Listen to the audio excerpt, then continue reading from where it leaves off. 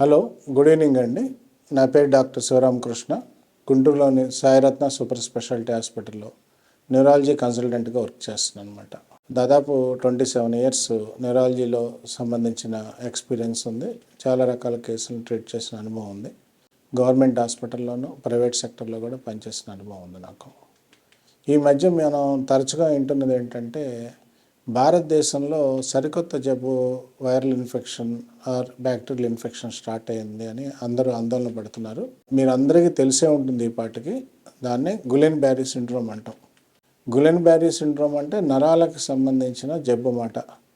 ఇప్పుడు మెదడుకి సంబంధించి, నరాలకు సంబంధించి మనిషిలో మెదడు, తర్వాత చిన్న మెదడు, వెన్నుపూస, కాళ్ళు చేతుల్లో నరాలు ఉంటాయి. ఈ నరాలనే పెరిఫెరల్ నర్వ్స్ అంటారన్నమాట.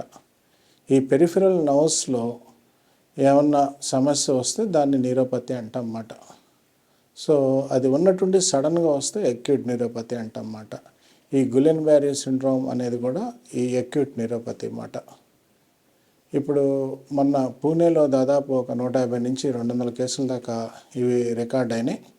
భారతదేశ హిస్టరీలో, ప్రపంచ హిస్టరీలో ఫస్ట్ టైము ఇట్లా ఇన్ని కేసులు ఒక ఏరియాలో రికార్డ్ అవ్వటం. మామూలుగా ప్రతి 1,00,000 మందిలో 1 నుంచి 2 మందికి మాత్రమే వస్తుంది. అలాంటిది ఒకేసారి ఎంతమందికి వచ్చేటప్పటికి అందరూ ఆందోళన పడ్డారు. ఇక్కడే కాకుండా భారతదేశంలో మహారాష్ట్రలో మిగిలిన కొన్ని పార్ట్స్లో, బాంబేలోను, ఢిల్లీలో కూడా రిపోర్ట్ అయినాయి. రీసెంట్గా ఆంధ్రాలో కూడా రిపోర్ట్ అయినాయి. మేము న్యూరాలజీ ప్రాక్టీస్లో అప్పుడప్పుడు అడపాదడపా ఈ కేసులు చూస్తూనే ఉంటాం. అది మామూలుగానే మన మనుషులకి ఎప్పటి నుంచో ఉన్న ఒక హెల్త్ ప్రాబ్లం, అది వస్తూనే ఉంటుంది. కాకపోతే ఒక్కసారి వీటి సంఖ్య పెరగడంతో అందరికీ కూడా ఆదుర్ద అనేది పెరిగింది అన్నమాట. ఇది ఏమై ఉండొచ్చు అని రకరకాల ఊహాగానాలు అయితే ఉన్నాయన్నమాట. ఈ జబ్బు అనేది అనేక రకాల ప్రాబ్లమ్స్ మీద రావచ్చు. ముఖ్యంగా కొన్ని రకాల బ్యాక్టీరియల్ ఇన్ఫెక్షన్, క్యాంపెలోబాక్టీరియా జుజినే అని ఒక టైప్ ఆఫ్ బ్యాక్టీరియా వలన ఈ ఇన్ఫెక్షన్ అనేది రావచ్చు అన్నమాట. ఇంటెస్టైన్స్లో ఉంటుంది. మనం అనుకోకూడదు ఫుడ్ కానీ, లేదా కొంచెం పాడైపోయిన ఫుడ్ కానీ, రోడ్డు మీద ఫుడ్ కానీ ఇలాంటివన్నా తింటే దాని ద్వారా ఈ జబ్బు వచ్చే ఛాన్సెస్ ఉంటాయి. ఇదే కాకుండా కొన్ని రకాల ఆర్బో వైరస్ అంటే కొన్ని రకాల వైరస్లు అవి, ఆ వైరస్ల వలన కూడా రావచ్చు అన్నమాట. ఇవే కాకుండా కొన్ని రకాల రైనో వైరస్లు, ఈ రకాల వైరస్ల వలన ఈ ఇన్ఫెక్షన్ వచ్చి అది గులెన్ బ్యారీ సిండ్రోమ్గా మారచ్చు అన్నమాట. అసలు గులెన్ బ్యారీ సిండ్రోమ్కి, ఈ వైరల్ ఇన్ఫెక్షన్స్కి లేదా ఈ బ్యాక్టీరియల్ ఇన్ఫెక్షన్స్కి సంబంధం ఏంటి అనేది చాలామందికి డౌట్ అన్నమాట. మామూలుగా ఈ వైరస్ కానీ, బ్యాక్టీరియల్ ఇన్ఫెక్షన్స్ కానీ ఏమైనా స్టార్ట్ అయినప్పుడు వాటికి సంబంధించిన యాంటీబాడీస్ అనేవి తయారవుతాయి.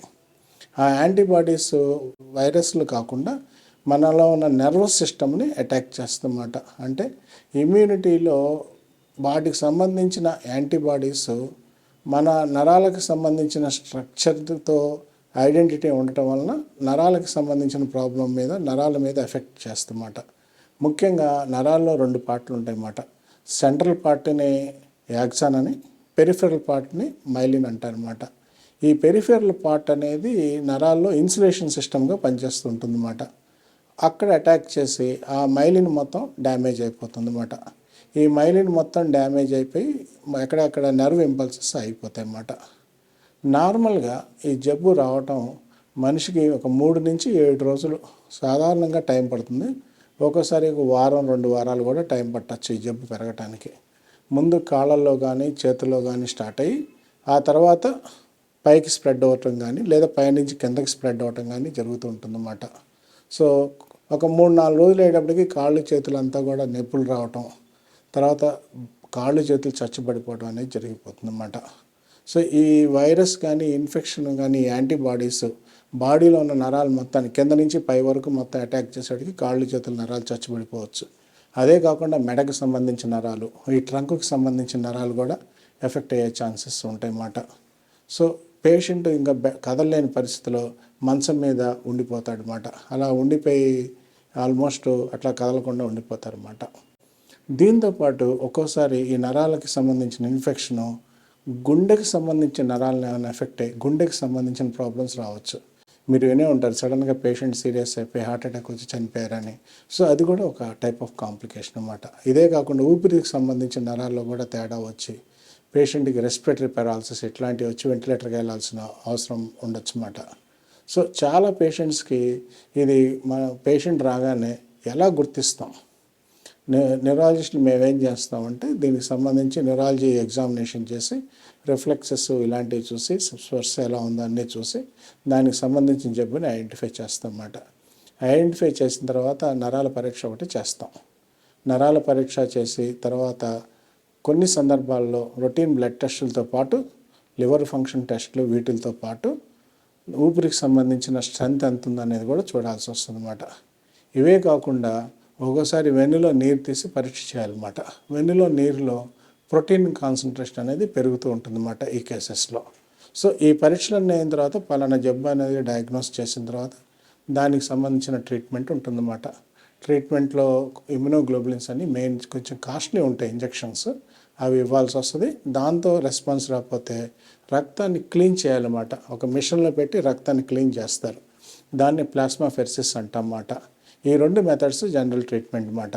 కానీ కొన్ని రకాల పేషెంట్స్ రెస్పిరేటరీ ప్రాబ్లం వచ్చి ఇలాంటివి ఉన్నప్పుడు ఖచ్చితంగా రెస్పిరేషన్కి సంబంధించి వెంటిలేటర్ మీద పెట్టాల్సి వస్తుందన్నమాట. ఇట్లా ఊపిరికి సంబంధించిన ప్రాబ్లం కానీ లేదా గుండెకి సంబంధించిన ప్రాబ్లం వచ్చినప్పుడు ఆ కేసుల్ని తీవ్రమైనగా పరిగణిస్తామన్నమాట. అలాంటి కేసులకి స్పెషల్గా కేర్ ఇచ్చి ట్రీట్మెంట్ అనేది ఇవ్వాల్సి వస్తుందన్నమాట. మామూలుగా చాలా కేసులు చాలా వరకు స్పాంటేనియస్గా తగ్గిపోతూ ఉంటాయి. 100కి ఒక 10 కేసుల్లో ఒక 6 నుంచి 7, 8 కేసుల వరకు మామూలుగానే రికవర్ అవుతూ ఉంటాయి.